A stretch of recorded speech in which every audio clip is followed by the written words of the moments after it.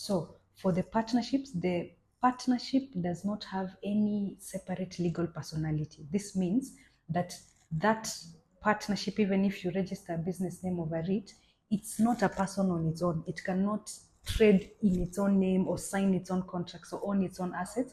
But at all times, the partners are going to be the ones that own the assets, that sign the documents, etc. Hi creatives, today we are going to continue with the series on business structures that we started last time. Today I'm going to discuss partnerships. So these are general partnerships. A partnership is defined as the relationship between at least two people who are carrying on business in common with a view to profit. So there has to be a profit or gain in whatever business or whatever undertaking that at least two people are taking. So again, these partnerships, general partnerships in Kenya, are governed by the Partnerships Act. And this type of partnerships, as I said, in the introduction, you need to be at least two people, and there's no maximum cap, so you can be as many partners as possible. So under how you can sort of formalize the partnership, because you can actually just decide we are coming together, we are doing this business together, and by being the two of you or more than two of you, that is a partnership. And if there is you don't have any written document on your rules of governance, if there are any issues, you can always rely on the Partnerships Act to regulate whatever issues are there. But also you can decide to sort of formalize or give your partnership a face. And again, you can do this by registering a business name. So when you register the business name under proprietors or the owners, you then now indicate the names of all the partners that are there, which is then at least you get a certificate, and you can always use that in your different submissions to wherever it is, including opening bank accounts, and any other registrations that you might need to do.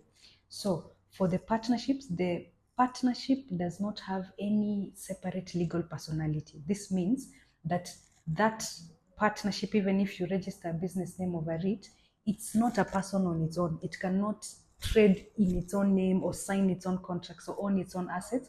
But at all times, the partners are going to be the ones that own the assets, that sign the documents, etc. So depending on how many you are, if it's a property that you're buying, then you need to sign, both of you. If it's and this is the same also for liabilities. So again, any liabilities of that partnership again will flow to the partnerships in the way that you have agreed.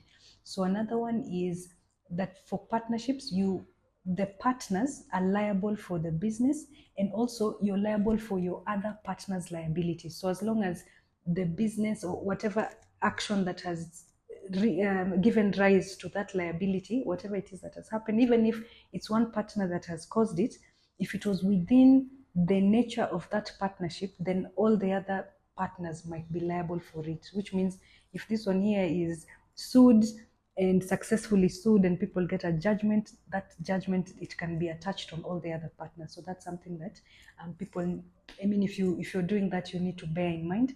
So again, which leads to the next one. Whilst it is not mandatory for a partnership to have any constituting documents, or like a constitution or something like that, in practice, it is always good to have a partnership agreement that sets out the purpose of the partnership, because that's where now, in case one partner does something that is outside the purpose or the authorization that they have, then at least the other partners can say, wait, what he did is actually not within the partnership, and so you can try and exclude liability, or at least recover from that partner whatever liabilities that you've had to suffer.